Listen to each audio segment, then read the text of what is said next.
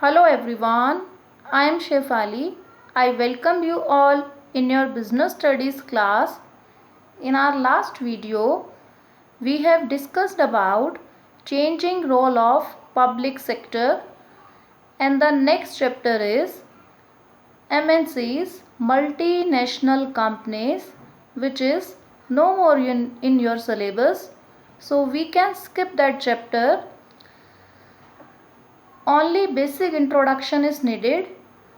तो multinational companies are those which work in multi nations, जो कि एक से ज़्यादा कंट्रीज़ में काम करती हैं, मल्टीपल कंट्रीज़ में अपना बिजनेस करती हैं। जैसे फॉर एग्ज़ाम्पल सैमसंग, सिर्फ इंडिया में ही नहीं उनके फ़ोन्स मिलते, हर जगह हर कंट्री में मिलते हैं। एप्पल है जैसे, तो इस टाइप में बहुत सारी कंपनीज़ हैं जो मेन उनकी कंट्री है, उसके अलावा भी वो इंटरनेशनल लेवल पर काम कर रही हैं। These are called MNCs।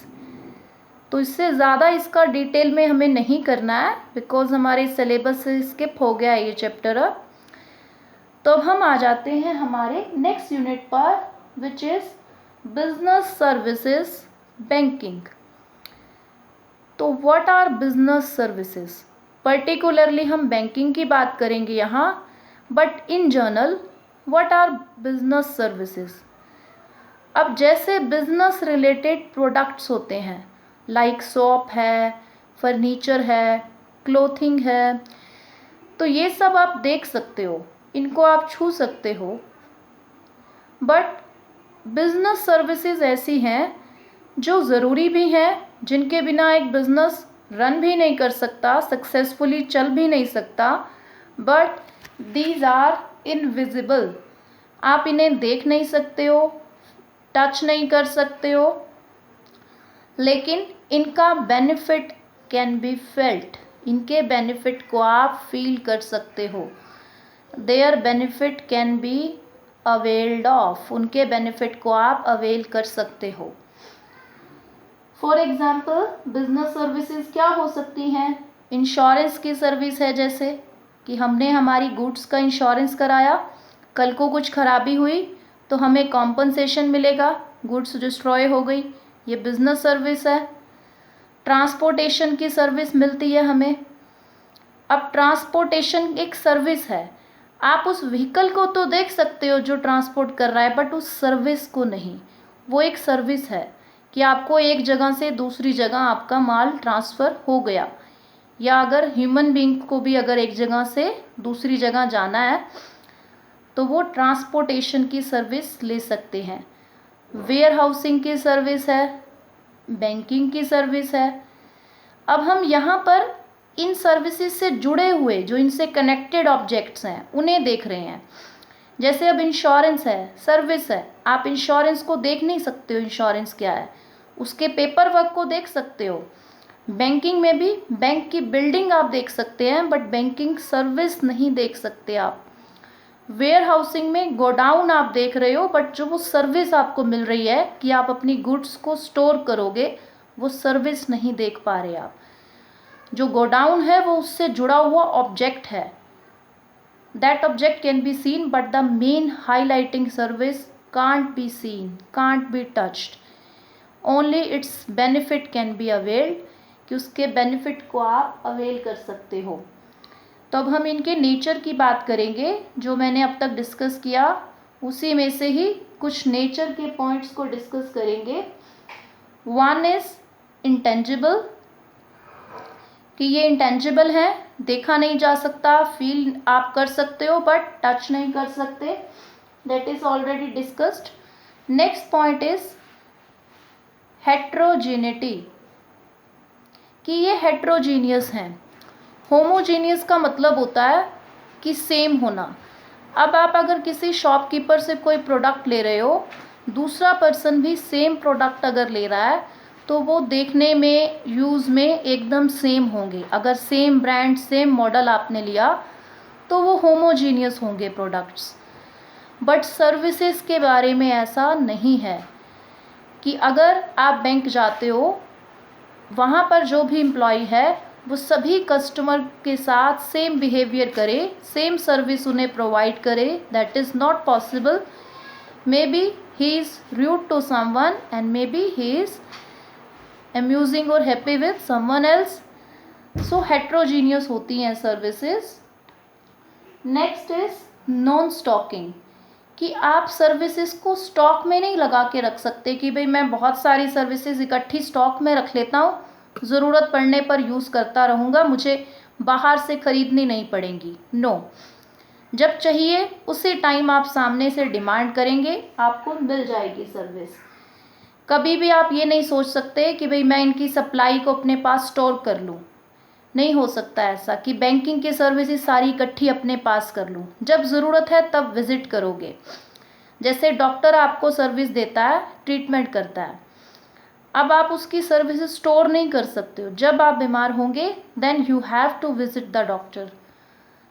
तो नॉन स्टॉकिंग है ये, स्टॉक नहीं कर सकते. नॉन ट्रांसफरेबिलिटी, कि सर्विसेज को किसी दूसरे को ट्रांसफ़र नहीं किया जा सकता. आपको इनकी बेनिफिट मिल सकता है बट आप ये नहीं सोच सकते कि मैं इस सर्विस का ऑनर हो गया. जैसे आपने कम्युनिकेशन की सर्विस है कि आप कॉल करते हो, सामने वाला आपकी कॉल पिक कर रहा है, बात हो रही है आपके बीच, that is a service provided by the telecom companies. तो अब टेलीकॉम कंपनी से आप उस सर्विस के ऑनर नहीं बन सकते कि भाई ये सारा जो टावर है, ये जो सर्विस आ रही है, मैं इसका ऑनर बन जाता हूँ. नो, आपको सर्विस मिलेगी, उसका बेनिफिट आप लेंगे बट उसकी ऑनरशिप आपके पास नहीं है. देन इट्स कस्टमर पार्टिसिपेशन, कि कस्टमर का पार्टिसिपेट करना ज़रूरी है. बिना कस्टमर पार्टिसिपेशन के सर्विस नहीं ली जा सकती. जैसे ट्रांसपोर्टेशन है, बिना अगर उसमें कस्टमर अगर पार्टिसिपेट नहीं करेगा कि वो अपना माल भेजना ही नहीं चाह रहा या खुद वो ट्रैवल ही नहीं करना चाह रहा, तो सर्विस अवेल नहीं की जा सकती. कस्टमर का एग्री होना ज़रूरी है. देन साइमल्टेनिटी, कि जैसे ही साइमल्टेनियस काम है, जैसे ही आपने सर्विस की डिमांड की, साथ ही साथ आपको वो सर्विस अवेल करा दी जाएगी.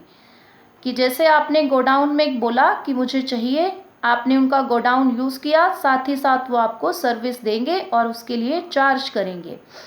साइमल्टेनियस चलेगा, यानी डिमांड और सप्लाई एक साथ चलेंगी.